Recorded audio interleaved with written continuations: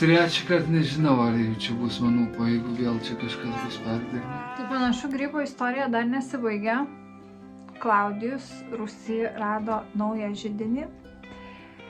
Ir giliau tenai, žodžiu, dabar ne čia po vonia, kurių viskas tvarkėm, o giliau į kitą pusę, kur liko nepakeisti rąstai. Tai va, tai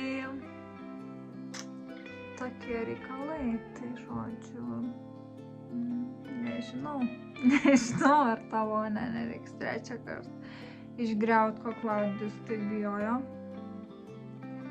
Ir dabar sugalvojom dar tokį dalyką, tiksliau Klaudijus sugalvojo, kad galima tą grybą padeginti, nes iš esmės jisai žūsta tik prie 40 laipsnių temperatūros. Ir kiek paskaičiau, tai deginimas vėl yra pripažįstamas kaip gera dezinfekavimo priemonė tokiu atveju. Tai va. Tokie reikalai.